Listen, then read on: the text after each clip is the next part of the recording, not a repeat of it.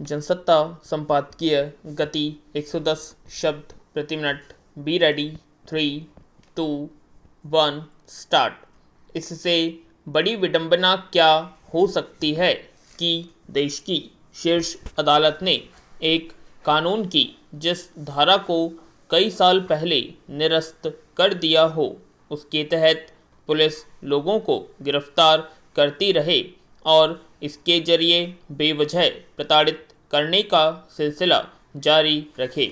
यह एक तरह से कानून को लागू करने वाली संस्था पर गंभीर सवालिया निशान है। शायद इसीलिए अदालत ने साफ लहजे में कहा कि जो हो रहा है कि वह काफ़ी भयानक, चिंताजनक और चौंकाने वाला है। अदालत की टिप्पणी अपने आप में यह बताने के लिए काफ़ी है कि पुलिस कैसे अपनी मर्जी से किसी कानून की धारा का इस्तेमाल करती है और लोगों को नाहक ही इसका खामियाजा भुगतना पड़ता है, जबकि न्याय की समूची अवधारणा इस बात पर निर्भर करती है कि ज़मीनी स्तर पर आम लोगों के साथ पुलिस का बर्ताव कैसा होता है और कानूनों के अमल को लेकर वह कैसा रवैया अपनाती है। यह खुद पुलिस महकमे के लिए चिंता की बात होनी चाहिए कि जिस कानून पर सुप्रीम कोर्ट रोक लगा चुका है, उसका इस्तेमाल वह धड़ल्ले से करती रही है और आज इस मसले पर वह कटघरे में खड़ी है। पैरा गौरतलब है कि अदालत ने 3 सदस्यीय पीठ ने एक संगठन के आवेदन पर सूचना प्रौद्योगिकी अधिनियम की धारा 66A का दुरुपयोग के सवाल पर केंद्र सरकार को नोटिस जारी किया है। इस मामले में शिकायतकर्ता की ओर से कहा गया है कि 11 राज्यों में जिला न्यायालयों के समक्ष 1000 से ज़्यादा मामले अभी भी लंबित और सक्रिय हैं, जिनमें आरोपी व्यक्तियों पर धारा 66A के तहत मुकदमा चलाया जा रहा है। सवाल है कि अब सुप्रीम कोर्ट ने 24 मार्च 2015 में ही श्रेया सिंगल मामले में इस धारा को निरस्त कर दिया था। उसके बाद भी इसके तहत निचली अदालतों में मुकदमे किस आधार पर चल रहे हैं?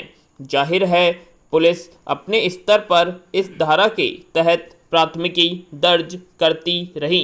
हालांकि केंद्र सरकार की ओर से यह कहा गया कि सुप्रीम कोर्ट ने प्रावधान को रद्द कर दिया है और अभी यह धारा बेयर एक्ट में मौजूद है, यानी जब पुलिस अधिकारी को मामला दर्ज करना होता है तो वह नीचे लिखी टिप्पणी को देखे बिना सिर्फ धारा देखता है।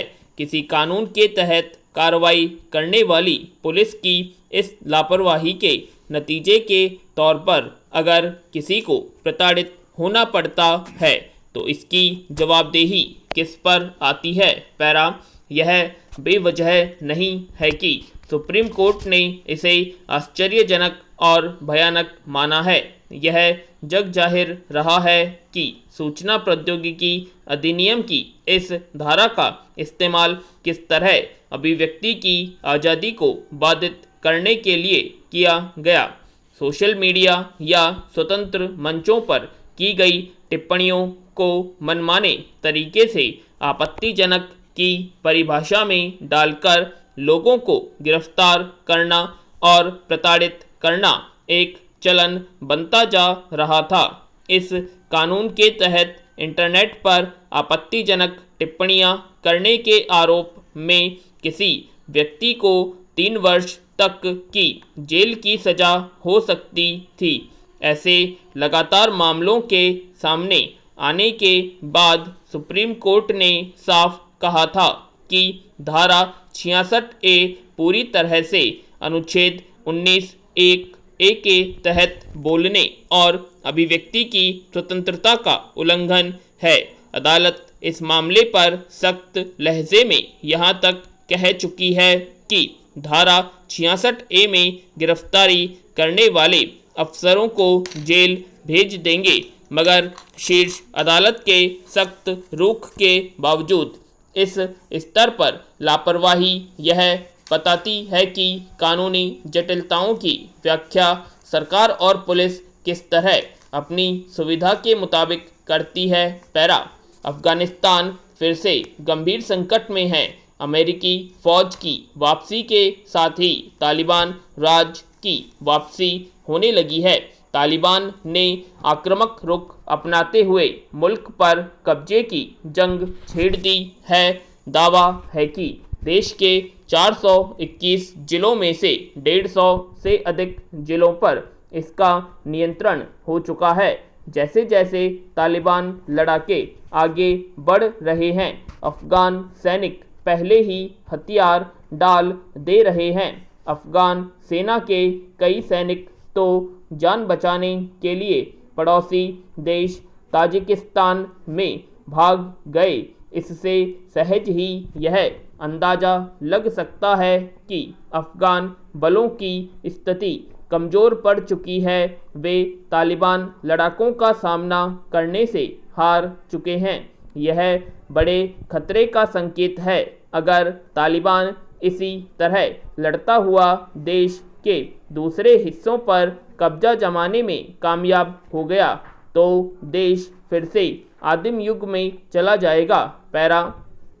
सच तो यह है कि अफगानिस्तान आज युद्ध के जिस दलदल में फंसा है उसके मूल में अमेरिकी नीतियां हैं। पहले तो वर्षों तक यह मुल्क रूस और अमेरिका की जंग का अखाड़ा बना रहा।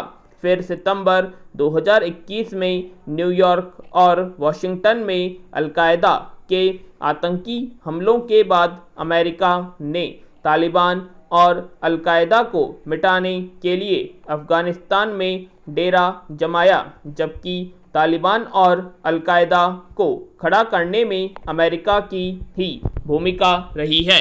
अमेरिका यह भी समझ चुका है कि उसका जो हश्र वियतनाम और इराक में हुआ वही अफगानिस्तान में हो रहा है, इसलिए यहाँ से निकल लेने में ही भलाई है। 2 दशक में अफगानिस्तान में हजारों की संख्या में अमेरिकी और नाटो सैनिक मारे गए। अमेरिकी अर्थव्यवस्था पर भी इसका असर पड़ रहा था, इसलिए अमेरिका अफगानिस्तान को अपने हाल पर छोड़कर चल दिया। आज अमेरिकी फौज के बिना अफगान बल एक तरह से निहत्थे हैं, इसलिए अब तालिबान के लिए अफगानिस्तान पर कब्जा करना आसान हो गया है। पैरा। तालिबान की ताकत के पीछे पाकिस्तान है, यह किसी से छिपा नहीं है। पाकिस्तान उसे फिर से सत्ता में पहुंचाने लगा है। इसके लिए वह लड़ाकों की फौज खड़ी कर रहा है जो अफगान बलों से लड़ने में तालिबान का साथ देगी। पिछले दिनों तालिबान ने अफगानिस्तान के कई शहरों में आत्मघाती हमले भी किए ताकि लोग दहशत में आ जाएं और घरों से निकलना बंद कर दें। उसने अपने कब्जे वाले इलाकों में फिर से तालिबानी कानून लागू कर दिए हैं। महिलाओं का घर से निकलना बंद है। पुरुषों की लंबी दाढ़ी रखवाई जा रही है। शिक्षण संस्थानों पर ताले लग गए हैं। महंगाई बढ़ने लगी है। सरकारी इमारतें ढहाई जा रही हैं। हजारों अफगान नागरिक दूसरे देशों में पनाह लेने की जुगाड़ में है। ये हालत अफगानिस्तान के खौफनाक भविष्य की तस्वीर बताने के लिए काफ़ी है। अब अफगानिस्तान में खून खराबा और बढ़ेगा। निर्वाचित सरकार भी आसानी से सत्ता नहीं छोड़ने वाली। ऐसे में सरकारी सुरक्षा बलों और तालिबान लड़ाकों के खूनी संघर्ष को कौन रोक सकता है? सच्चाई तो यह है कि अमेरिका, पाकिस्तान जैसे देशों ने ही अफगानिस्तान को युद्ध की आग में झोंका है। किसी के लिए शांति वार्ताओं का कोई मतलब नहीं रह गया है। अफगानिस्तान के ये हालत भारत के लिए भी परेशानी पैदा कर रहे हैं। वहाँ कई भारतीय परियोजनाएं चल रही हैं। भारत ने तालिबान की सत्ता को पहले भी समर्थन नहीं दिया था। ऐसे में अगर फिर से वहाँ तालिबानी शासन आ गया तो यह भारत के लिए भी कम बड़ा संकट नहीं होगा। पूर्ण विराम।